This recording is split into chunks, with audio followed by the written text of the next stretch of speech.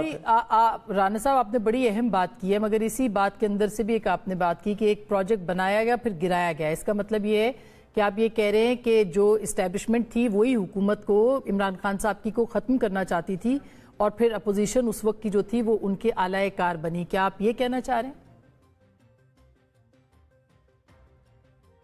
जी, मैं ये अर्ज़ करनी चाह रहा हूँ कि इमरान खान को जो है वो जब लाया तो उसे इलेक्शन के ज़रिए से गया, इलेक्शन को मैनेज किया गया। मियां नवाज शरीफ को जो है वो जेल में डाला गया, मुस्लिम लीग के ख़िलाफ़ जो है वो उस वक्त RTS को बिठाया गया, जो भी रिगिंग के तरीक़ाकार थे। अब उसके बाद ये आ गया। अगर ये लीडर होता, अगर ये जमहूरी इंसान होता, ये फितना ना होता, तो ये आ गया था जैसे भी आ गया था। ये रिग इलेक्शन के नतीजे में आ गया, ये इस्टेब्लिशमेंट के ज़रिए से आ गया, लेकिन आ गया।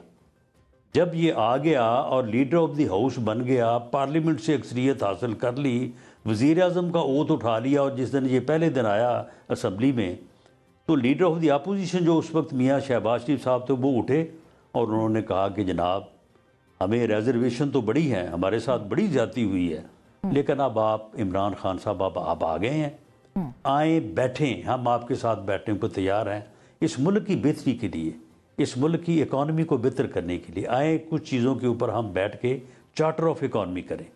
उसके बाद बिलावल भुट्टो जरदारी साहब उठे, उन्होंने कहा इमरान खान साहब हम आपके साथ बैठने को तैयार हैं, आप कदम बढ़ाएं, हम आपके साथ हैं।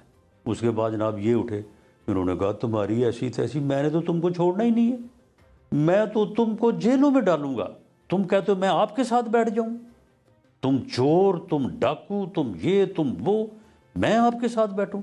मैंने तो नहीं बैठा। लेकिन फिर राना साहब फिर आप जेल में मानते हैं कि उनको फिर निकाला भी गया, इस्टेब्लिशमेंट ने ही निकाला और आपकी जमात नहीं, मैं सुन लेना मैं ये मानता हूं कि अगर ये फितना ना होता, इंसान होता, लीडर होता, ये उसी वक्त उनके साथ बैठता दोनों के, और इस मुल्क की बेहतरी का सफ़र जो है वो शुरू हो जाता।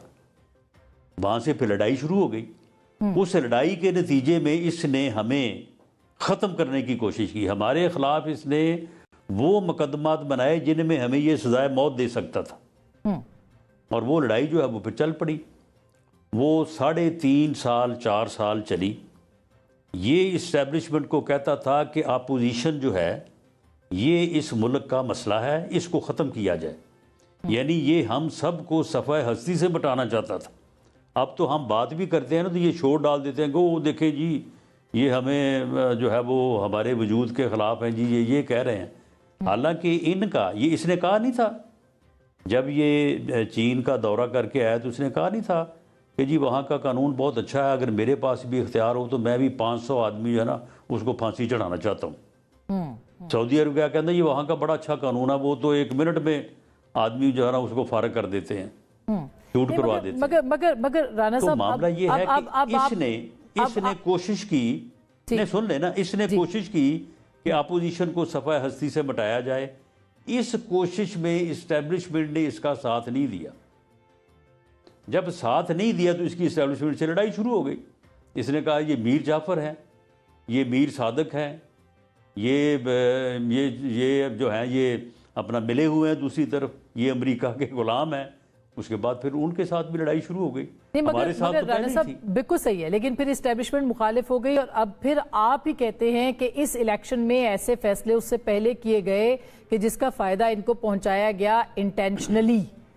क्या आपको लगता है कि वो हिस्सा इस्टेब्लिशमेंट का? अच्छा, आप क्या कहते हैं इस पे? मैं जानना चाहती हूँ, क्योंकि जो अभी इलेक्शन हुआ है जाहिर है जी। मैं ये बिल्कुल नहीं कहता। मैं इंटेंशनली का लफ्ज़ जो है ना, ये तो बड़ा फिर अदरवाइज और हार्ड हो जाता है। मैं ये कहता हूँ कि जब इसकी इस्टेब्लिशमेंट से लड़ाई शुरू हो गई तो ये बंदा, क्योंकि ये कोई नॉर्मल इंसान तो है नहीं ये, तो मैं ये उस वक्त भी कहा, मैंने कई बार कहा कि ये फितना जो है ये इस मुल्क को, इस कौम को किसी हादसे से दो चार कर देगा।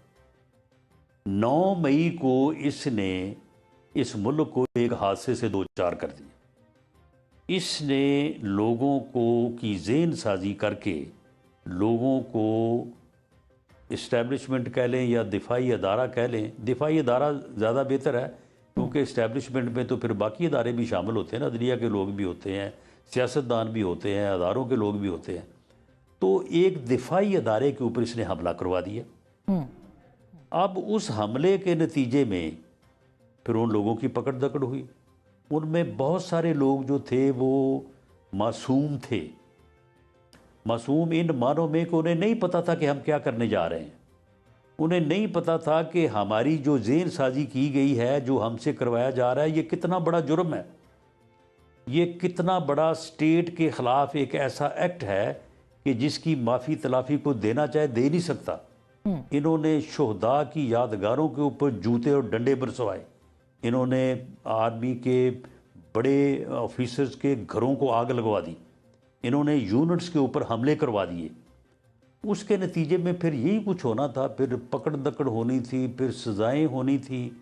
अब उसमें कुछ लोग सही सज़ा होने थे, कुछ बीच में फिर आटे के साथ घुन भी पिसना था।